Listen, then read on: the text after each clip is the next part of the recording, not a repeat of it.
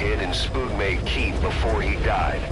It contains vital information on Skullface's plan. For now, our only clue is the garbled photograph the informant tried to send us before the end. We're working on analyzing the data, but there's no time to wait. A KGB Spetsnaz squad is after the target as well. Boss, go to Spookmate Keep and use the VI to lead you to where the film canister is hidden. It is paramount you retrieve the target before the enemy does.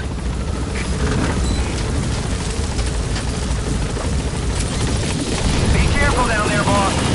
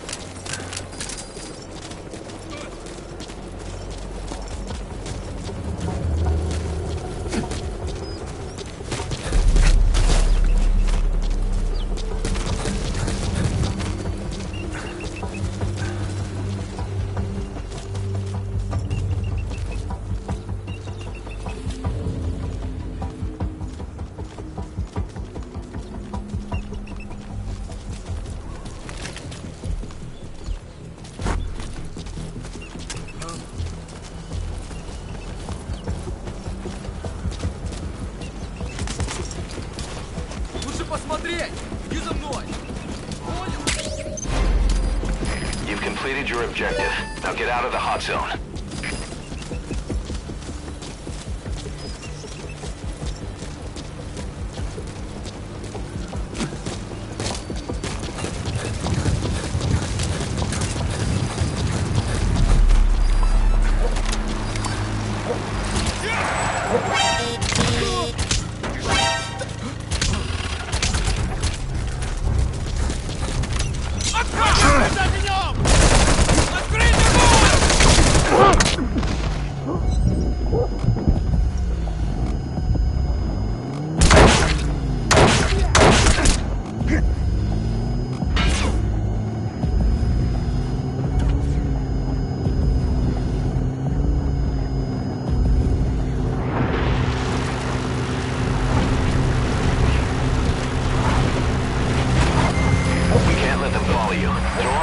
On your tail first. All right, the coast is clear. Mission complete.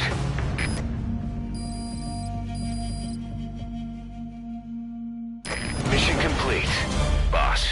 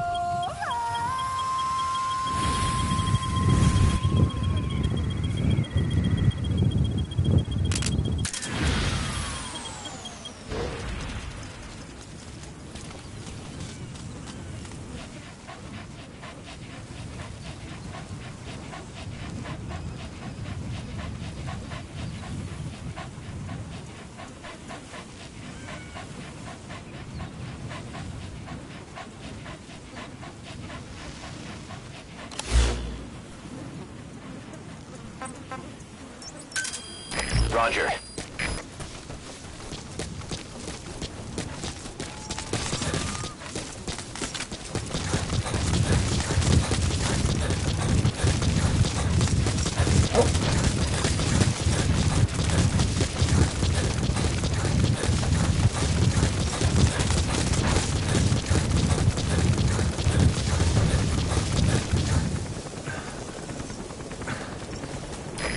This is B Quad.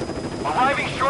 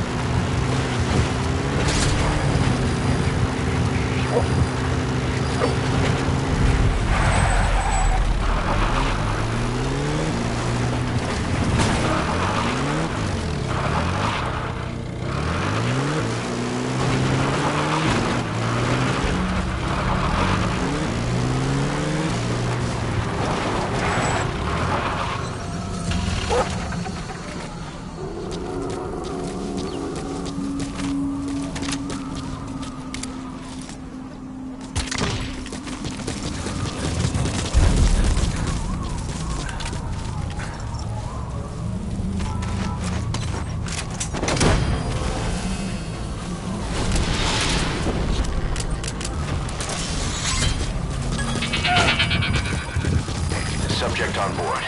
Leave the rest to us.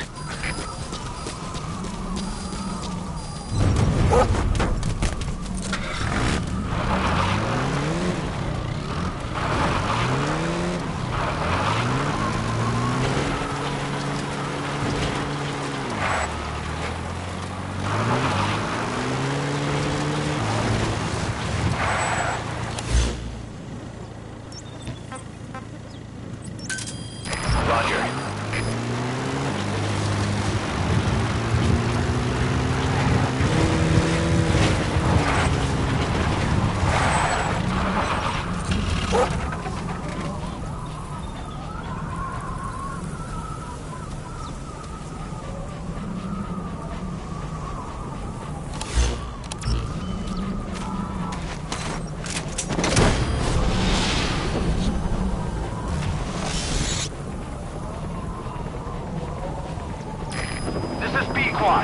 Arriving shortly at LZ.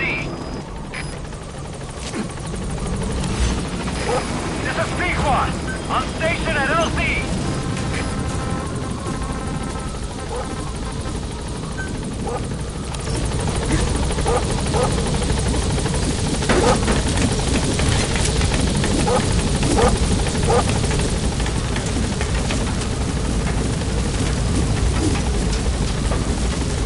Gaining altitude.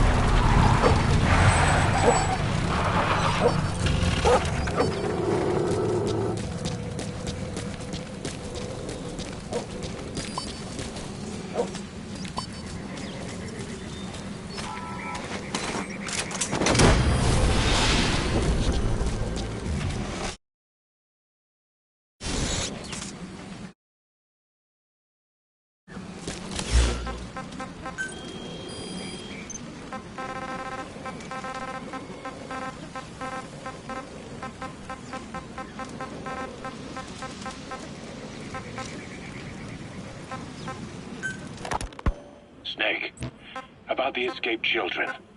Eli confessed. The way he tells it, they wanted to go back to the battlefield. Don't rob them of their freedom, he said. If you bring them all back, there will be consequences. Next to be asking for our surrender. Consequences? What consequences? No idea. That's all I have for now.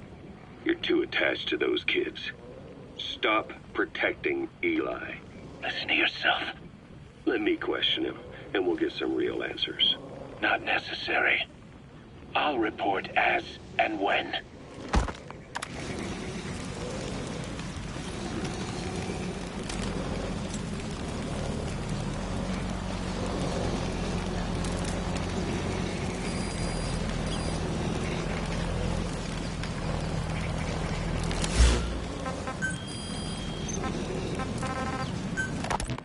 Boss, we found weapons in the children's section of the living quarters.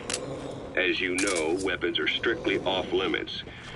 We've got some rule breakers. The weapons we found were blades ground out of knives and forks, a couple of bow guns built out of scrap, and explosives made using detergents. And get this, the explosives were tightly packed with nails. The kids put the blame on, you guessed it, Eli.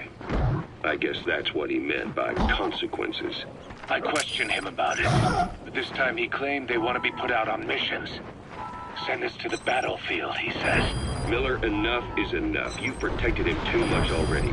It's my turn to question him. Protected? What Eli's doing is issuing... He's coming too. Roger that. My demand respond with force. But it'll be war at this rate. Forks and soap aren't going to kill us, but some of them will end up dead. Is that what you want? Now, I hate to say it, but they want to be on the battlefield. It's time you gave up this fantasy. Eli, he said they'd rise up against us if we bring the last kid back. There, you see? Ignore his demands. Don't let him return to quarters. That attitude is contagious. You gonna extract him? For the time being, we've confiscated those handmade weapons. We're bumping up security and the number of psychiatric counselors. As for Eli... He needs some very special care. You mean solitary? Well, we can't leave him in contact with the other kids. If you won't do it, I will. Boss, keep working on extracting those kids.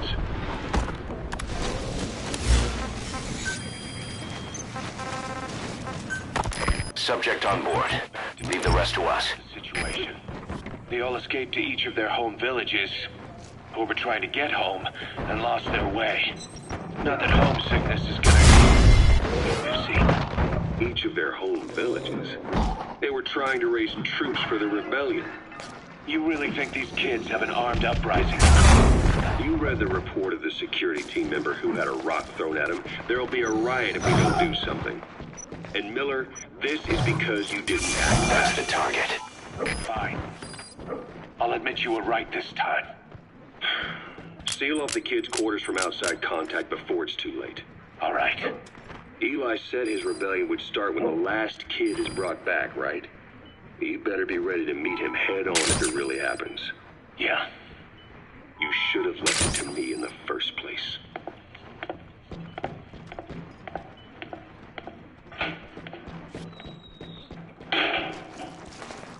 Boss, they're just kids. We have a responsibility to see that those kids make it. It's not about feeling protective or the pros and cons. I hate kids. That's exactly what I heard from the people who raised me. People who abandoned me, more like. That's the spark that kept me going, you know? I wanted to show those adults what I was made of. Wanted to get back at them one day. He's coming too. Roger that. All grown up. Never saw it coming. All of a sudden, people treated me as an adult. Some adult I turned out to be. But I gotta extract him. Had been different. If the adults I knew had been different, I could have grown up better. Yeah, that's it, all right. I wanted to use those kids to test that theory. That's all this was. From their point of view, I'm no different from the assholes who gave me a hard time. When this is all blown over, I'll talk it out with them. If that's still possible. Boss, there are still kids out there. Bring them back safe. Boss, it's me. Eli's revealed what he wants. He wants to speak with you. With Big Boss. He just said, bring my father here. Eli's too smart for his own good. No way to tell what he's thinking. All we know for sure is his men are important to him. That means we can use the escaped kids as leverage in any negotiation. Once you've brought the last one back, I'll interrogate him. If the kids do rise up, we'll meet them full force. End of story. I didn't want things to turn out like this. We could have prevented it, but it's too late now. If Eli means to take this all the way, he's gonna force us to do the same. Boss, go get that last kid.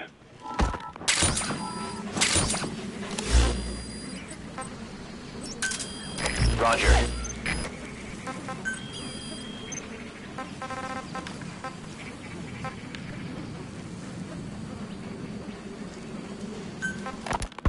Boss, it's me. We finished decoding the informant's report.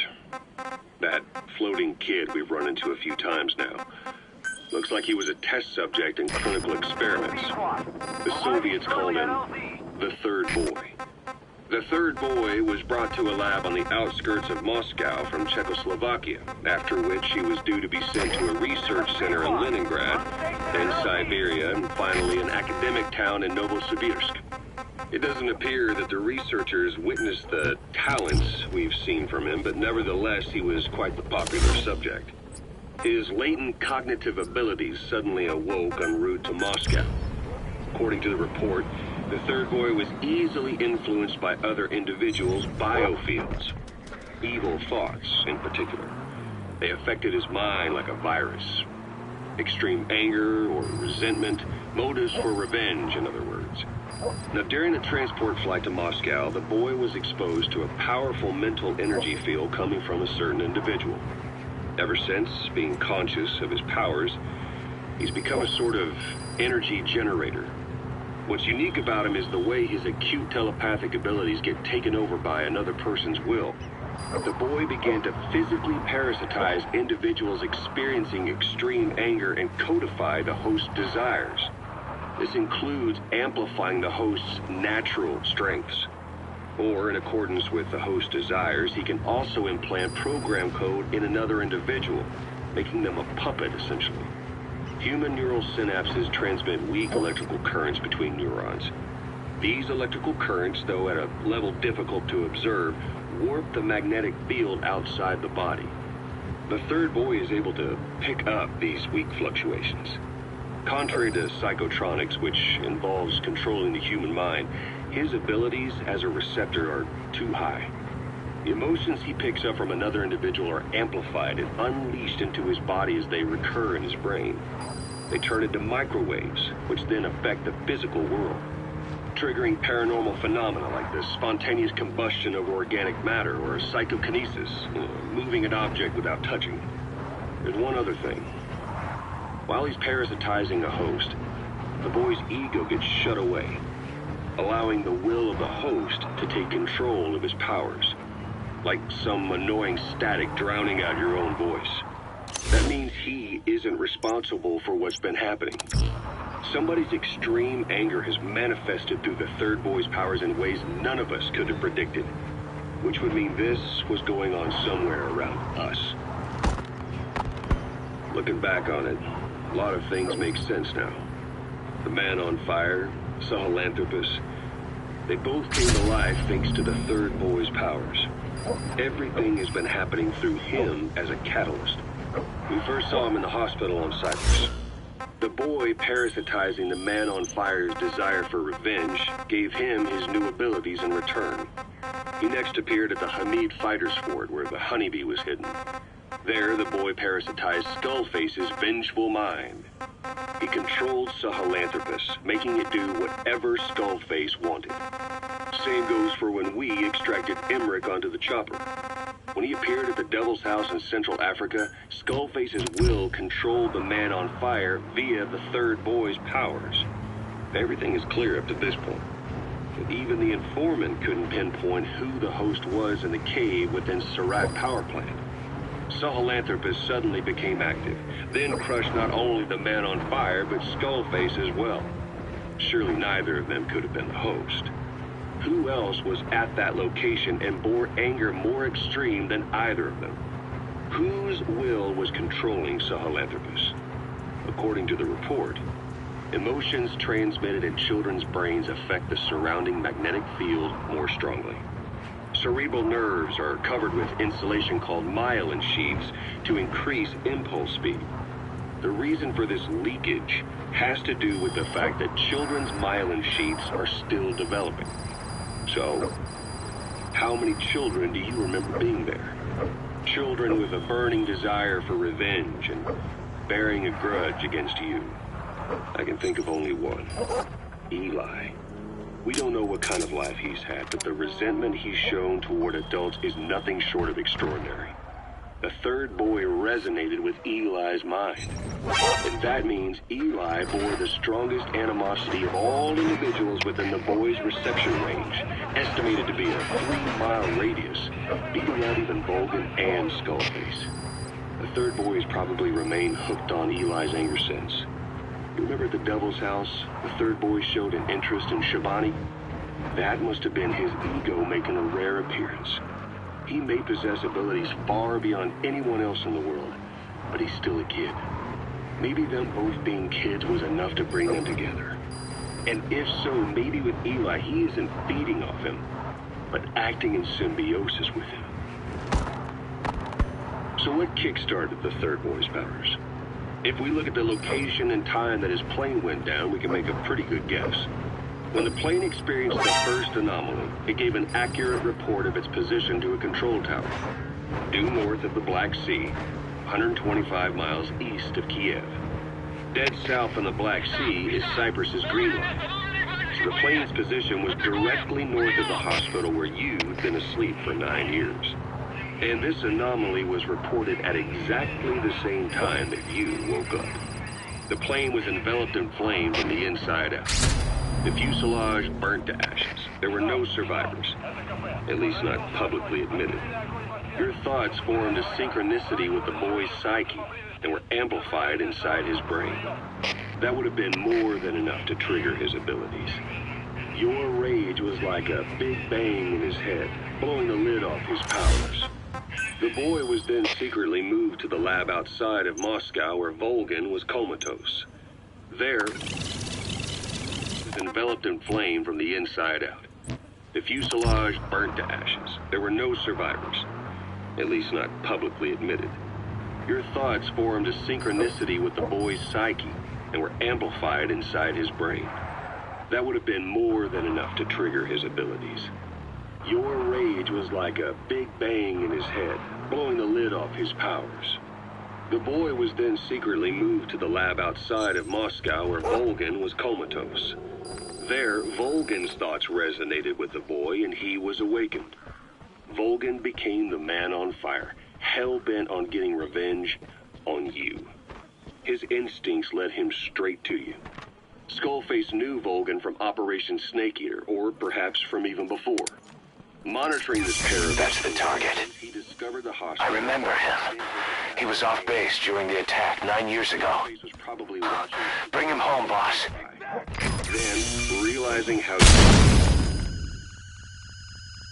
these two test subjects could be, he approached them.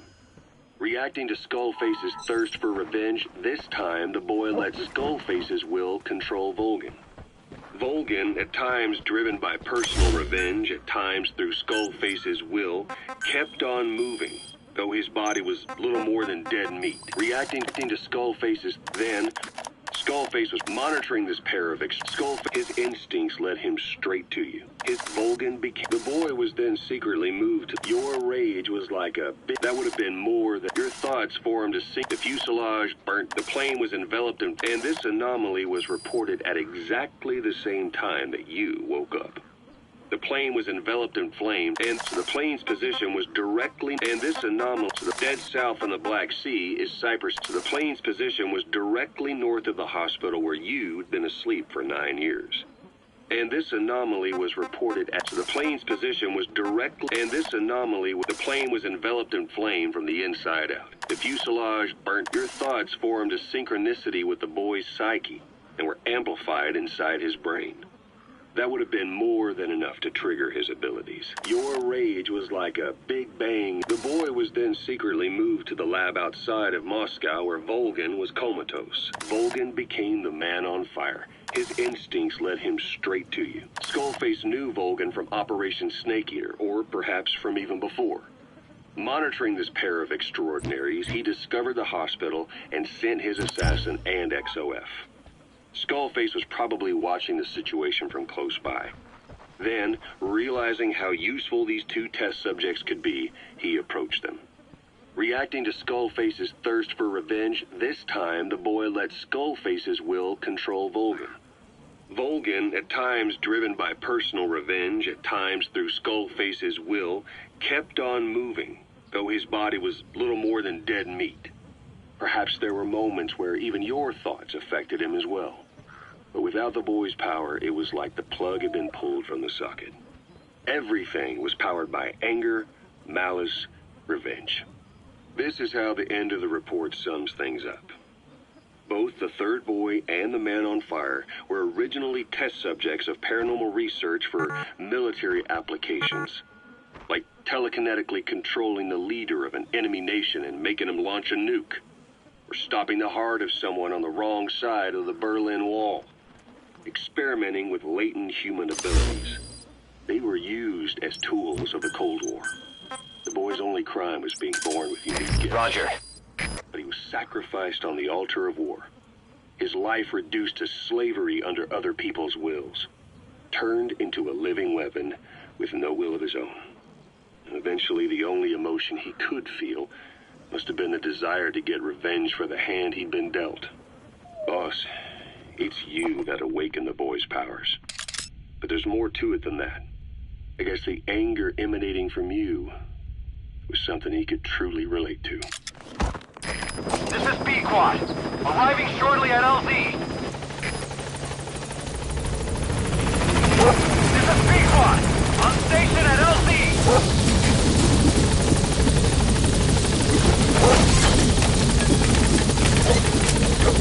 He's coming too. Roger that. Gaining altitude.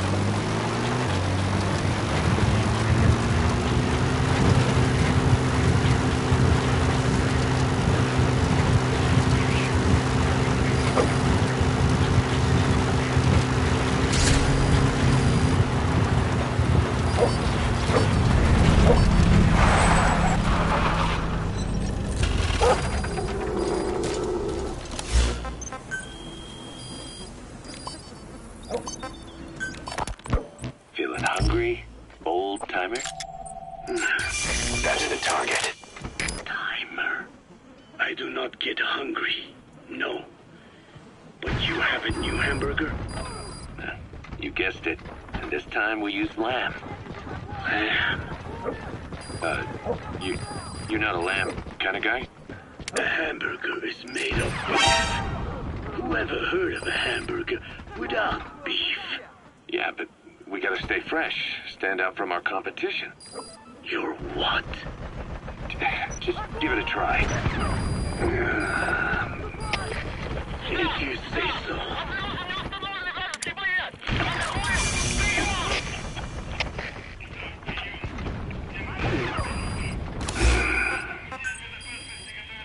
Not.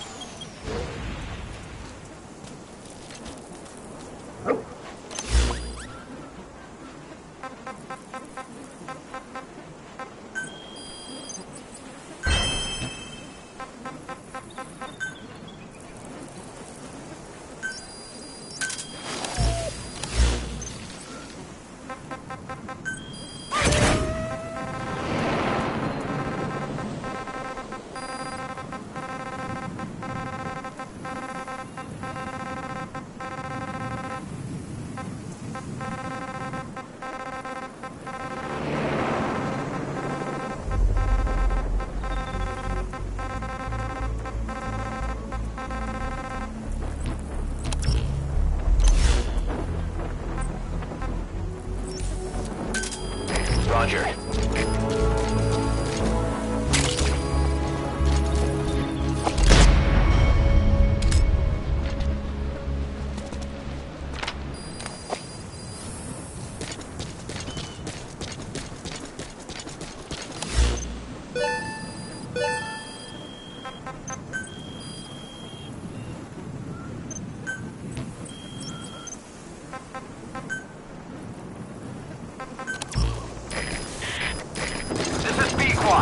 Arriving shortly at LZ. This is Pequot. Have arrived at LZ. Will stand by.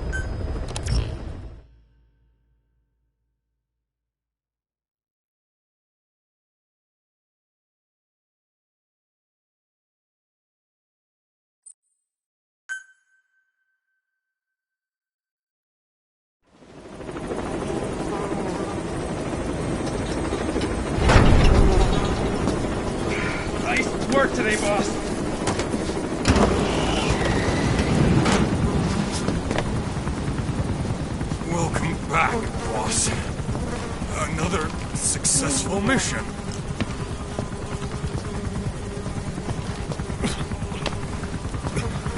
Great to see you safe, boss.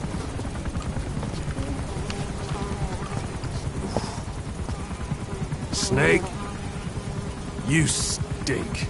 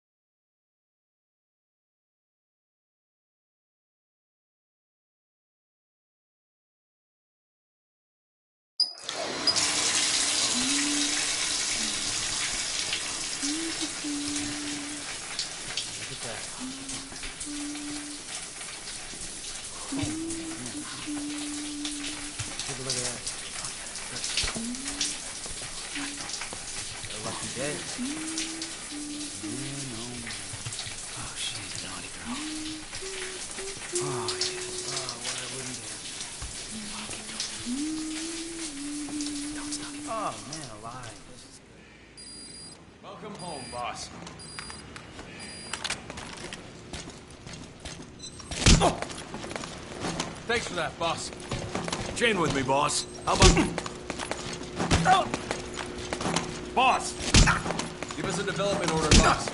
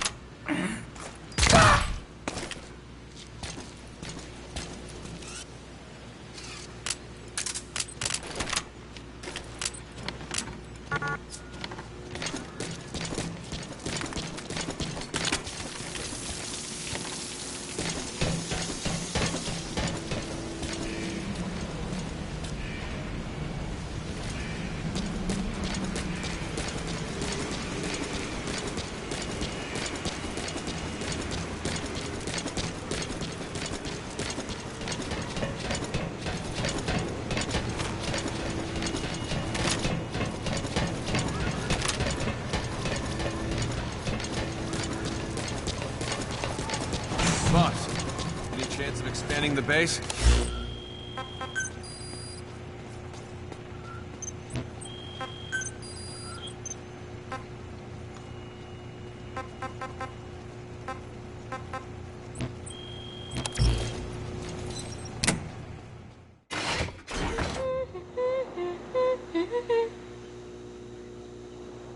Oh, Snake!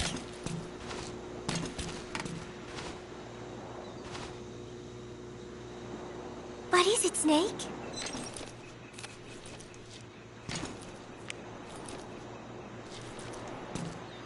One of the group birthday parties. They are something to look forward to every month. Miller was so funny at this one. When is the party this month? Last month was... I cannot remember.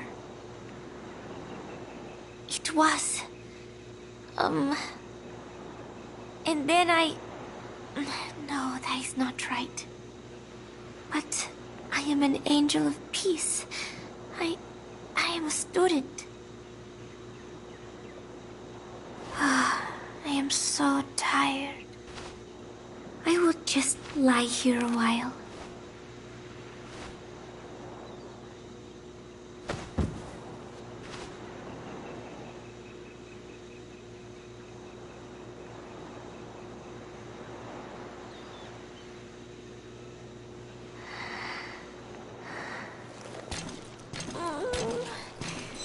My stomach.